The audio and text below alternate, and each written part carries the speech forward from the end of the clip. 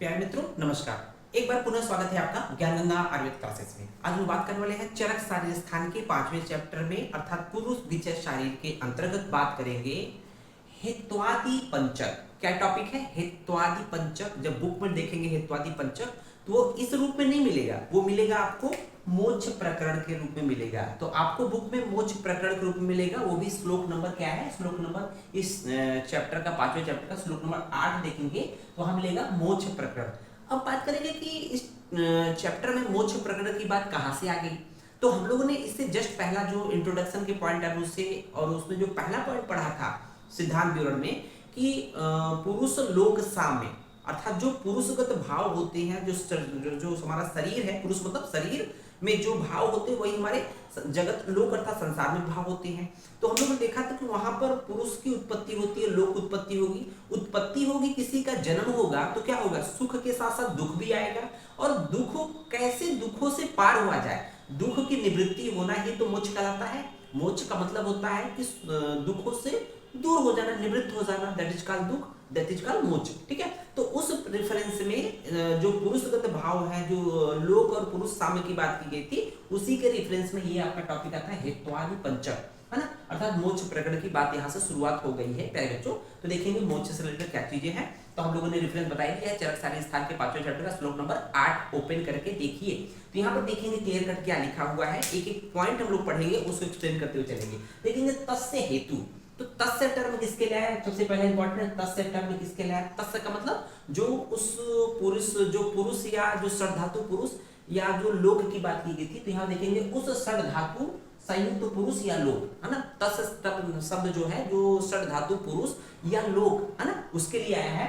तस्य हेतु मतलब उस लोक या पुरुष का जो हेतु है, हेतु उत्पत्ति वृद्धि उपप्लव वियोगश्च, ये 5 चीजें होती है।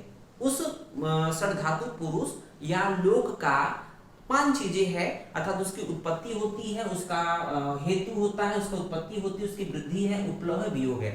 ठीक है ना। तो उस षड संयुक्त पुरुष या लोक का हेतु होता है ना, उत्पत्ति होती है, उसकी वृद्धि होती है, उसका उपप्लव होता है, उसका वियोग होता है ना। एक एक करके बात करते हैं। तो अब जो 5 चीजें बताई गई है तो इसलिए कहा गया हेत्वादि पंचक। हेत्वादि पंचक, इन्हीं 5 की वजह से इसको बोला गया है हेत्वादि पंचक। समझ में आ गया होगा। अब इन्हीं 5 को एक एक करके एक्सप्लेन करना है। देखेंगे पहला हेतु है तत्र हेतु। पहले हम लोग हेतु को एक्सप्लेन करते हैं। तत्र हेतु उत्पत्ति कारणम। हेतु किसे कहेंगे? उत्पत्ति के कारण को हेतु कहा जाता है। देखेंगे हेतु उत्पत्ति के कारण को हेतु कहा जाता है। That's clear? क्लियर हो गया। हेतु क्या है? उत्पत्ति कारण, मतलब उत्पत्ति कारण को हेतु कहा जाता है। दूसरा पॉइंट देखेंगे कि उत्पत्तिर जन्म। अब उत्पत्ति क्या है? हेतु क्या है? उत्पत्ति कारणों को हेतु कहा जाता है। अब उत्पत्ति क्या होता है उसके बारे में देखने का पॉइंट है। उत्पत्तिर जन्म अर्थात जन्म होना उत्पत्ति है ना। देखिए उत्पत्ति क्या है? जन्म होने को उत्पत्ति कहते हैं। जैसे किसी बच्चे का जन्म होता है उसको उत्पत्ति कहते हैं। क्लियर? तीसरा पॉइंट हो गया कि अब देखेंगे उत्पत्ति हो गया, दिन वृद्धि। वृद्धि क्या है? जब जन्म हो जाएगा तो उसको बढ़ने को तो वृद्धि कहेंगे। जैसे कोई बच्चा है, मतलब जन्म ले लिया, दैट इज कॉल्ड उत्पत्ति हो गई। अब उत्पत्ति हो गई तो उत्पत्ति होने के बाद क्या जन्म हो गया तो उसको जब बढ़ेगा शरीर ना, उसको बढ़ने को क्या बोलते हैं? बढ़ने को वृद्धि बोलते हैं। वृद्धि आप्यायनम, वृद्धि आप्यायनम वेरी वेरी इंपॉर्टेंट है बच्चों। एक एक पॉइंट। वृद्धि आप्यायनम अर्थात वृद्धि क्या है? बढ़ने को वृद्धि कहते हैं। वृद्धि किसे कहते हैं? बढ़ने को वृद्धि कहते हैं। नेक्स्ट पॉइंट देखेंगे, चौथा पॉइंट कि उपप्लव। नेक्स्ट पॉइंट आता है, चौथा पॉइंट है उपप्लव। वृद्धि के बाद उपप्लव। उपप्लव दुख आगम। उपप्लव क्या है ना, जब शरीर बढ़ेगा तो उसमें रोग ब्याध आएंगे, दैट इज कॉल्ड उपप्लव। तो देखेंगे उपप्लव, दुख की प्राप्ति होने को उपप्लव कहते हैं। क्या कहते हैं? दुख की प्राप्ति होने को उपप्लव कहते हैं, उपप्लव कहते हैं। क्लियर? नेक्स्ट पॉइंट देखेंगे लास्ट में वियोग। अब जब दुख की उत्पत्ति हो गई है तो उस दुख से कैसे पार हुआ जाए, कैसे निवृत्त हो जाए, दुख रूपी भव सागर से किस तरह से हम लोग पार होंगे, उसी को तो मोक्ष कहते हैं। इसीलिए इस टॉपिक की बात की गई, अर्थात हेत्वादि पंचक या मोक्ष प्रकरण की बात की गई है। देखेंगे वियोग क्या है? ठीक है, षड धातु। देखेंगे षड धातु विभागो वियोग। षड धातु विभागो वियोग।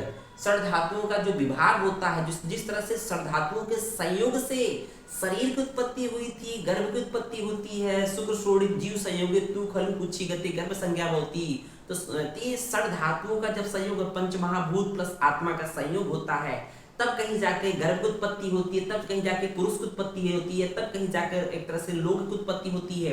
तो जब उत्पत्ति हो गई होगी, बढ़ेगा, वृद्धि हो गई होगी और उसके साथ साथ दुख की उत्पत्ति होगी तो दुख की प्राप्ति हो जाएगी। तो उस दुख के से हमें निवृत्ति भी तो पाना है, दुख रूपी भवसागर से पार भी तो पाना है। उसी भवसागर दुख रूपी भवसागर से पार होने को हम लोग मोक्ष कहते हैं, उसके उपाय को मोक्ष कहते हैं। देखेंगे कि यहाँ बोला गया है षड धातु विभागो, षड धातुओं का जब विभाग हो जाएगा, जैसे 6 धातुएं जब एक एक मिली थी तब उत्पत्ति हुई थी, है ना, गर्भ की प्राप्ति हुई थी। जब ये अलग अलग हो जाएंगी तब उसको हम लोग वियोग कहेंगे।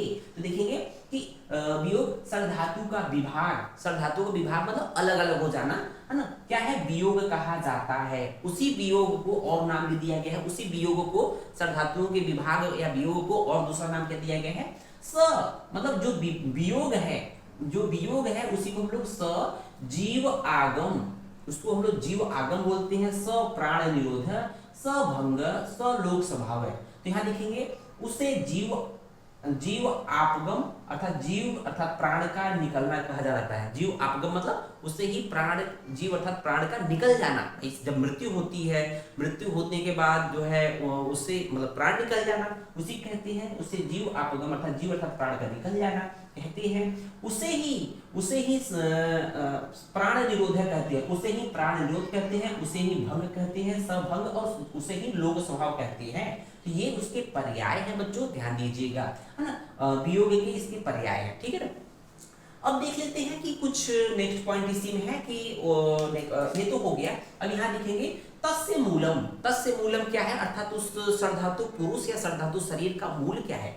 तस्य मूलम सर्वोप्लवानाम च प्रवृत्ति, है ना, उसका मूल क्या है। तो देखेंगे कि उस षड धातु, देखेंगे उस षड धातु संयुक्त लोक, उस षड धातु संयुक्त लोक या पुरुष का जो मूल होता है, उस षड धातु संयुक्त लोक, लोक मतलब जगत संसार या पुरुष का जो मूल होता है, क्या होता है, संपूर्ण दुखों की प्रवृत्ति होना है। मतलब संपूर्ण दुखों की प्रवृत्ति, स्वाभाविक सी बात है कि आप संसार में जन्म लेंगे तो आप में दुख आना निश्चित है। तो उस षड धातु संयुक्त लोक मतलब जगत या पुरुष या जो शरीर है, व्यक्ति है का जो का मूल क्या है, संपूर्ण दुखों की प्रवृत्ति होना है। ओके, यहाँ देखा तस्य मूलम सर्वोप्लवानाम प्रवृत्ति, तस्य मूलम सर्वोप्लवानाम च प्रवृत्ति।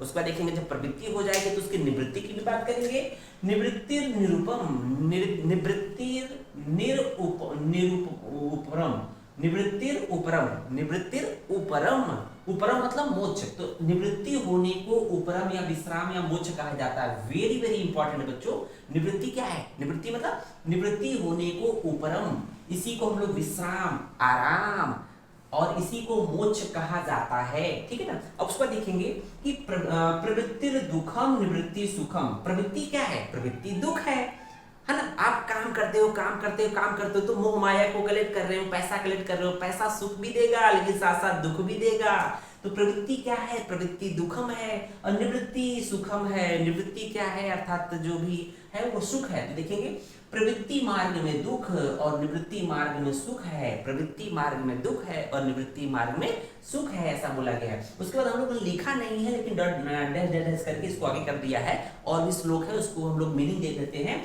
कि यह ज्ञान, अगर इस तरह का ज्ञान किसी को हो जाए कि प्रवृत्ति मार्ग में दुख होता है, निवृत्ति मार्ग में सुख होता है, अगर इस प्रकार का ज्ञान उत्पन्न किसी व्यक्ति को हो जाए तो यह ज्ञान जो उत्पन्न होता है, इस तरह का ज्ञान जो उत्पन्न होता है वह सत्य होता है, यह सत्य बात होता है। उस सत्य ज्ञान का कारण है संपूर्ण लोक में सामान्य रूप का ज्ञान होना। यही उस सामान्य ज्ञान के उपदेश का प्रयोजन है। जो सामान्य ज्ञान उत्पन्न होना, सामान्य ज्ञान क्या है कि प्रवृत्ति जो है दुख है, प्रवृत्ति मार्ग में दुख है और निवृत्ति मार्ग में सुख है। इस प्रकार का सामान्य ज्ञान का उपदेश के पर्पज से हमें इस प्रकरण को यहाँ पर एक्सप्लेन किया गया है। तो उम्मीद है कम समय में बहुत शार्ट में हम लोगों ने इसको हमने समझाने का प्रयास किया है और मेरा प्रयास आपको एक अलग ऊंचाई पे ले जाए, आपकी सफलता में 4 कदम ले जाए। उम्मीद है आप लोग हमेशा आगे बढ़े और आपके उज्जवल भविष्य की कामना करते। इसी तरह से आप लोग चैनल को बढ़ाते रहें, लाइक करें, चैनल को सब्सक्राइब करें और अन्य लोगों को शेयर करें। धन्यवाद। जय हिंद, जय गदा।